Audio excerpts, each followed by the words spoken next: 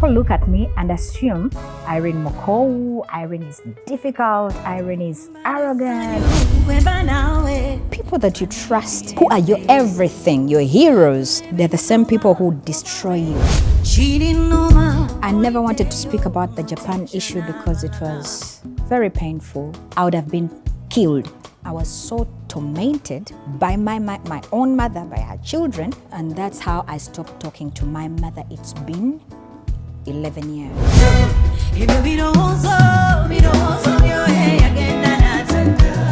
My name is IRYN NAMUBIRU, and this is my Tusker Malt ConverSessions.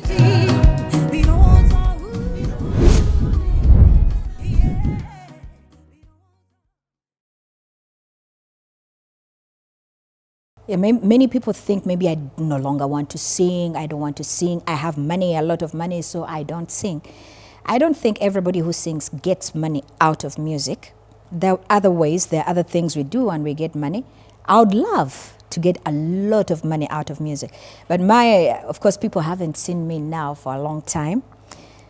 I don't know, maybe for 5 years, but for me, I think I was dead musically, meaning I had no interest, I had no inspiration, I had no motivation for many years. I haven't had motivation for many years, and that's because of certain personal issues, things I don't know how to explain to everybody, to people, to the public, and I definitely will talk about them, but I don't know how or when.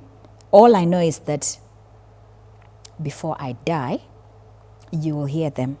Because I've written a book, I have a manuscript, some I've recorded, but I made somebody listen to my manuscript, or read my manuscript, and they asked me, the people you're talking about, not so many, but there was, you can, as you grow up, you have people you count on, people you trust, people you think, who are your everything, your heroes.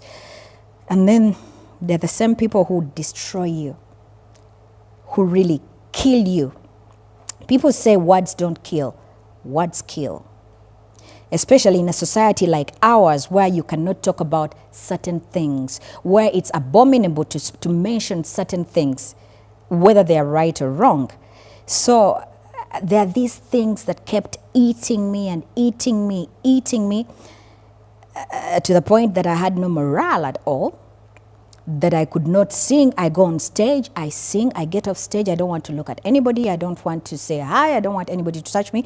All I'm thinking about is reaching home and be sad and think about these things, because I think about them in the morning, I think about them in the evening.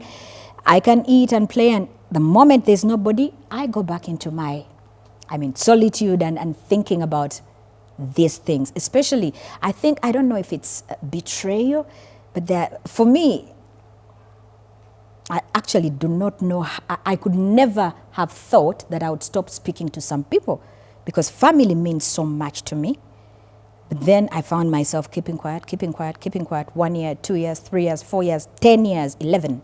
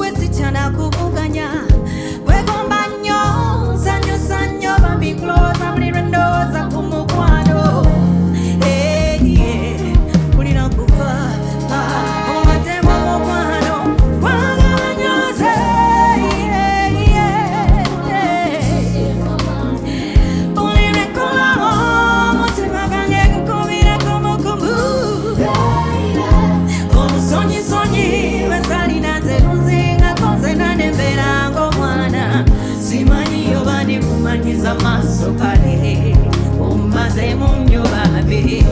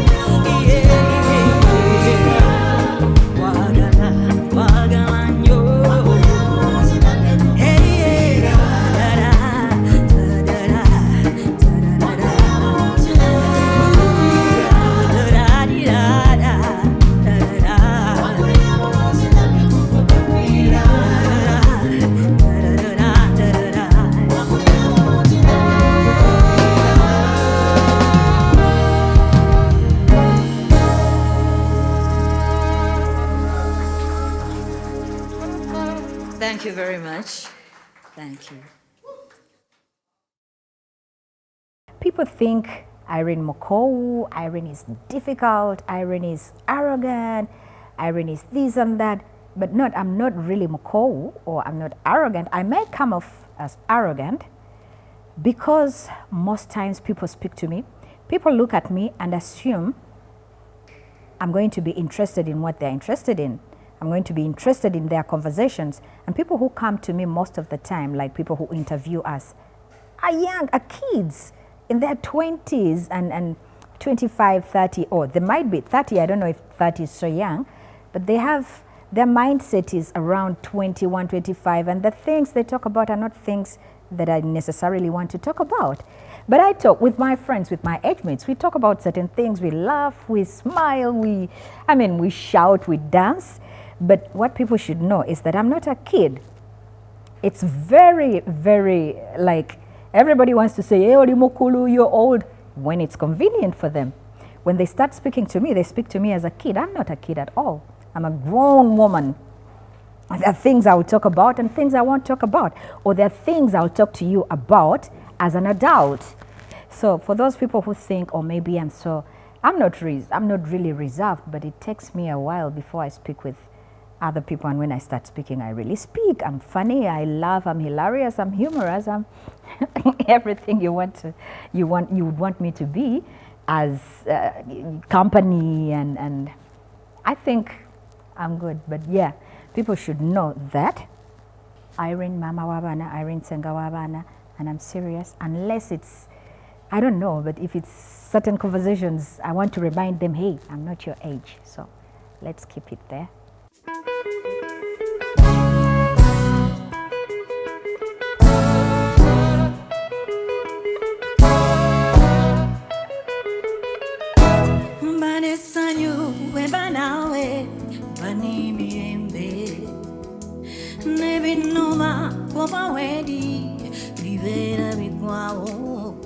Holy wetagala nyange, we mulamu wange.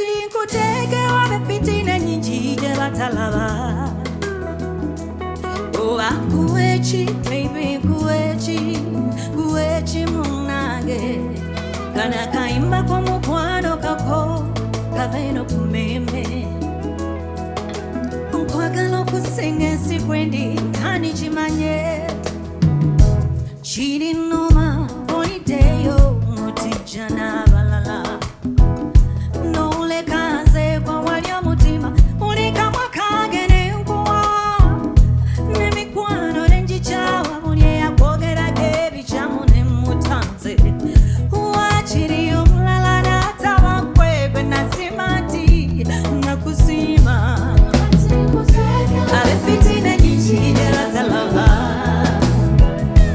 kuba kuwechi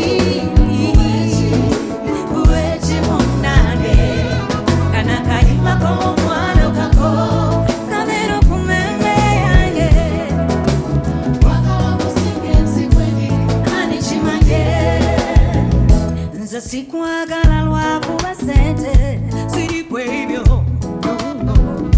siringabo somutima gye kunoonya labu ezo sente bwe tuba tufunye kirungi ne twesanyusa ffenna bwe ziba zibuze katuguma nga tubawo abefitina nyingi gye batalabaamu kuba kuwechi munage kana kayima komukwano kako kabeno kumeme yange nkwagala mpirawo kimanye unyata mutima gwohera tegulikyuka njagala nze bwe kwagala okukira balala mumya nsuuta dala njagala matira nkimanye kati nkuteekawa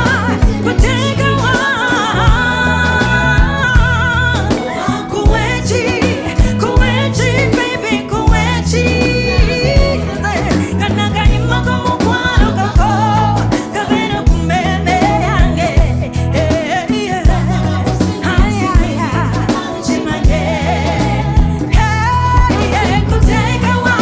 kuteekawa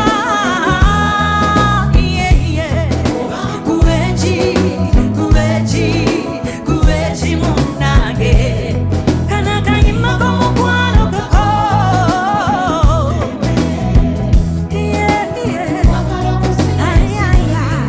kimanye nze mpulira nkwagala mpirawo kimanye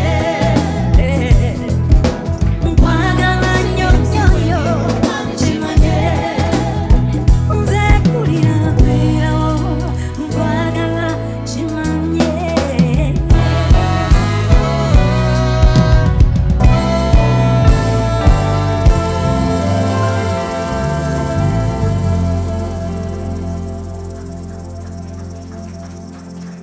Thank you. Thank you so much. That was Kuwechi for you. I never wanted to speak about the Japan issue because it was very painful, very, very painful. There are things I learned after I came back to Uganda. I was really broken. The things I knew, and then afterwards I knew more, and then people said things about me. People I called, family, people who set me up, because I realized everybody was waiting for me to arrive in Japan. I heard that they told them, if IRYN gets here, once IRYN gets here, you'll get money, you'll get this. But then I find out that, whoever gave me the things knew very well what I was carrying. And this is somebody who was next to me, like the closest person to me. So this guy was paid $500. And then he later said, it was a tip. How can somebody give you a tip of $500 for me to go perform in Japan? I'm performing for not even 100 people, because there are around 100 people in Japan. You don't expect all of them to come to Japan. My ticket costs more than $1,500. The show costs about 30 yen per person, and then you get a tip of $500. $500. And then they had the courage, the audacity to say later, IRYN muzibu nnyo, simanya akebere sente, abera alingirize sente. Why wouldn't I? If it's my money, if I'm working for my money, why wouldn't I want to know what's happening with my money? Why wouldn't I want accountability for my money? And then I find out a producer here told me, IRYN, that's after about maybe 2 weeks when I was here, he told me, so and so set you up. Fire him. Well, I'll say it was Thaddeus, your manager. He's the one who did it. He knew very well. Fire him. So I went to him immediately.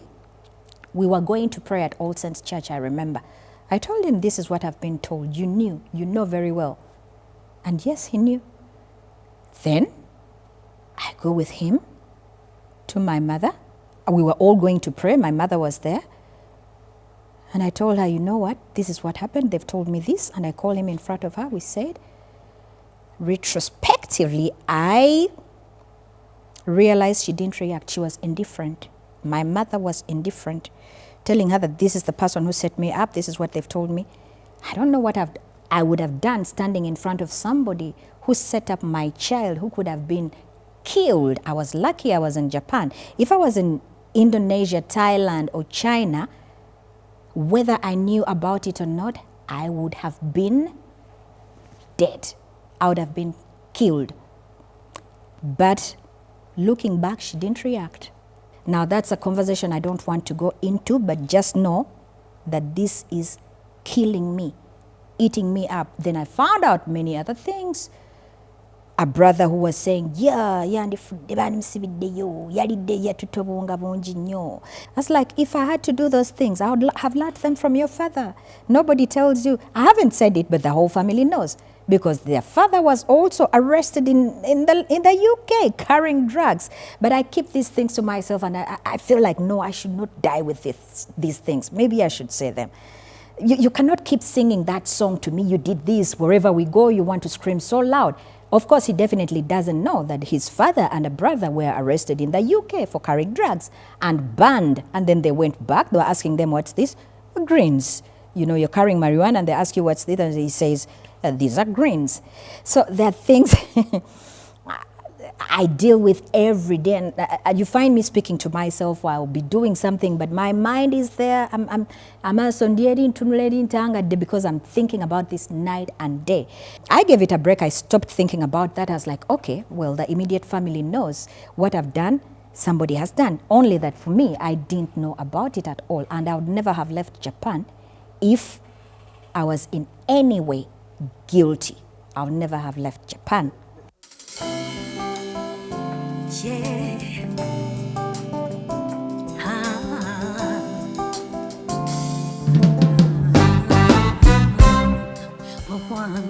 Sonyiwa amazima boba kujagala sonyiwa kiriza kwetondere labane menye tosiba busungu chukira ntina uzobya nonetonia era nange nenkusonyiwa manya tinage ndi muntu wenemererwa panirira obuza mubinje bigezo kwetuyise chimpisa bubi mukwano unyigoto sonyiwa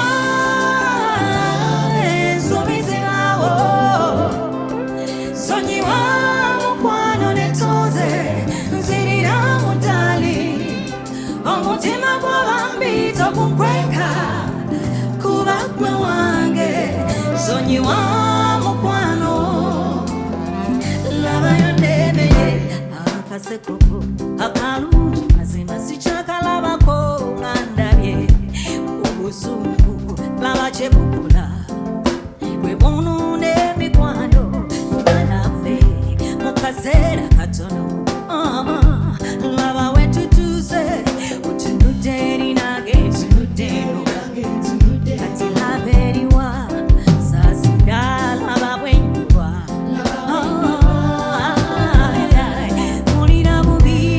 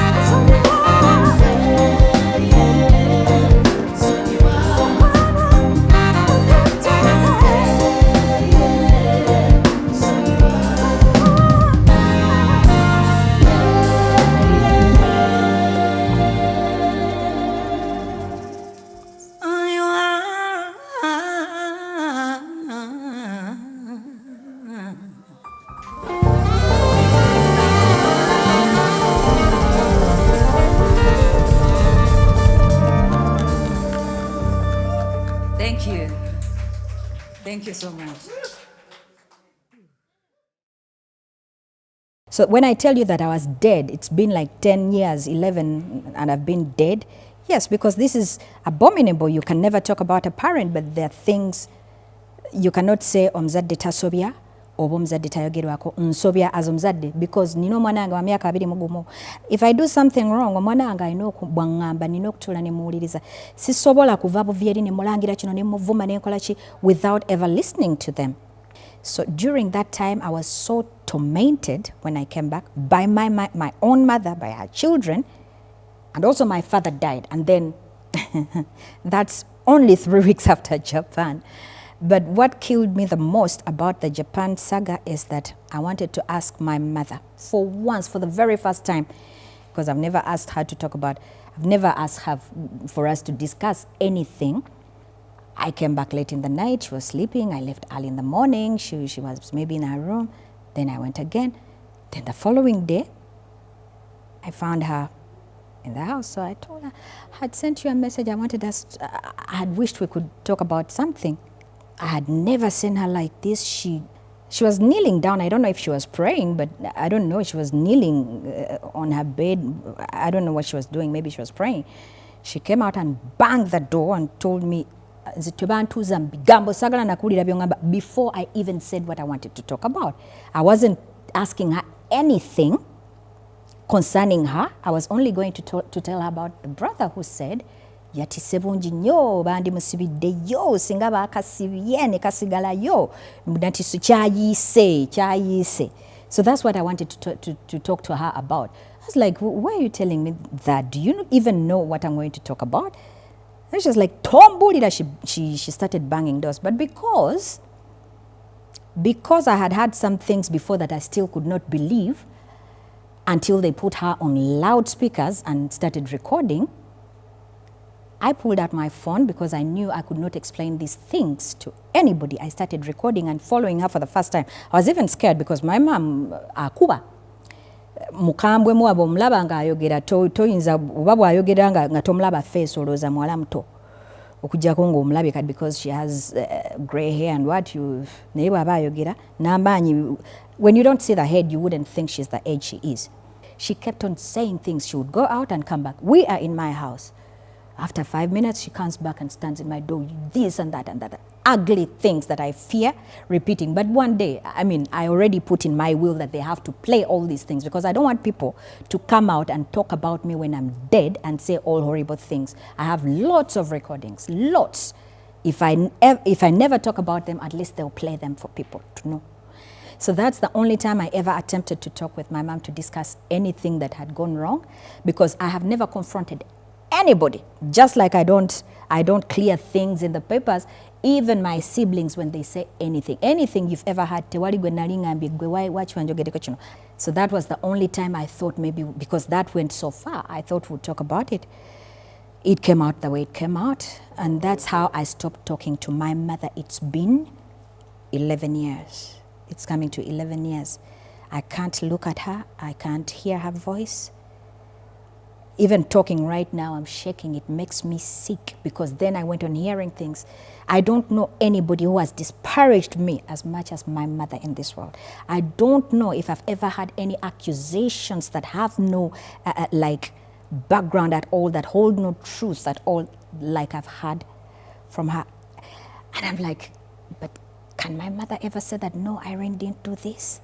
Would she ever fight for me? Would she ever say that, no, this didn't happen? I don't know if there's anybody, if I've ever had any denigrating like comments about me like I've had from my own mother. So that's why when people insult me and do things, I'm like, you can say whatever, you're not the most important people in my life. But if the person, the most important, who was my everything, could say such things, then I give up on everybody else. And there's a lot to say, but as I'm telling you now, I've written a book, I have a manuscript. I don't know. I went to a publisher, they read and asked me, how old is this person? How old is your mother? How old is so and so? Can you wait a few years maybe?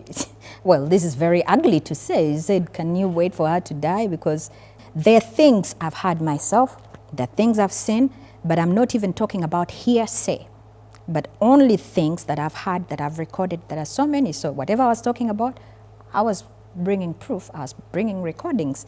So it was horrible. But there was no way I was going to heal without maybe writing those things down. Maybe if I die, that book will be out and even the audios will be listened to, because I'm going to make it an audible book. So everything I'm talking about will be there. Things said, I have them, because things are very hard to believe when you don't have evidence.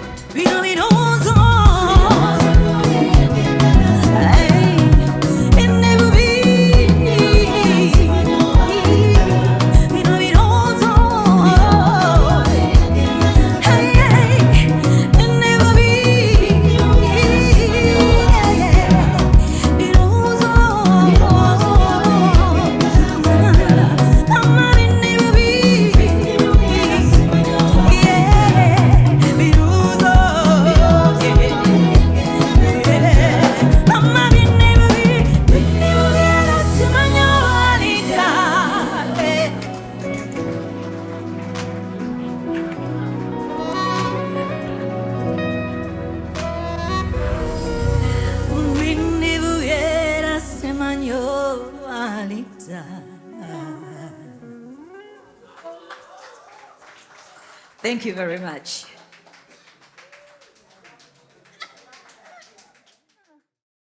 Professional help, like talking to therapists, psychologists. And it's not about everybody, because there are people who are not, they're there, but maybe I would say they were not important. But one person that's like, this, you are my everything. You're like, you're supposed to protect me. You're somebody I could have spoken to, but then you hear accusations. You hear, like, you see people insult me. People can say things on internet, can insult me, can say things on Facebook. I don't even delete. I'm not ready to be exchanging with this person, because I know exactly what they're going to be telling me, what they'll be talking about, things they've told me, and then they go tell other people, tell the family, tell everybody around me. So I know who exactly they are. So sometimes I just leave. But if I leave those accounts and never delete and never block them, I'm not a fool. These accounts have been investigated. We found IP addresses. They led to people, and I left them there. I have reported. I have cases at police stations out of Uganda. They know exactly who they are. So I leave them not because I'm a coward or anything, but I leave them to come back and check on them, and one day they will stand in front of a judge. But the other things I don't want to talk about, like now, are, people that you trust who betray you and you cannot speak about them. Because there are things, anyway, there are things you wonder, like, how can you start defending yourself from a parent? When you know the truth is there's evidence, and then you start saying, no, this is not right, this is wrong because of this and this and this, and you show proof. If it's our cultural norms, I think certain things have to be updated and or maybe changed. There are things we need to talk about. People have to talk. I think I'll be the first to talk. I'll be the first to talk, because if I don't ever talk, or whatever, if whatever I want to say never comes out, I'll die. I'll still die. I'll die. Normally I'll die, but I don't want to die that way.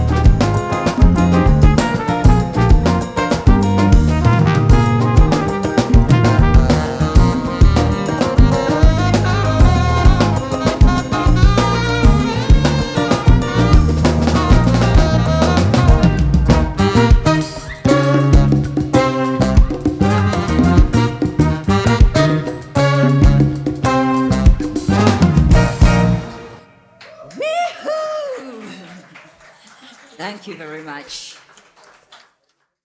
Yes, so many things happened between 2013 and 2018. Well, maybe there are things you don't know of, but things really happened. So many things. I think I could have died. But also, God is good, because I'm a person who didn't really believe in God. If you brought up those conversations, I know we would end up in arguments and arguments, because I have so much to argue about God. That even in Japan, I read every book they brought, but I didn't open the Bible. They brought me a Bible, I didn't open it, but I read everything quickly. I even brought books to learn Japanese, but I didn't open the Bible. But then in 2018, the boat cruise happened. Because I was always saying, people, I don't believe in witchcraft at all. I don't believe that somebody will bewitch me or that they bewitch me.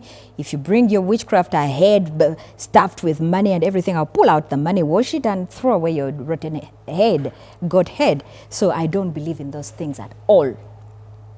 But people surrounding me, families, of course, they live and breathe for witchcraft. I don't. So with Japan, I think that was the first miracle, I should say.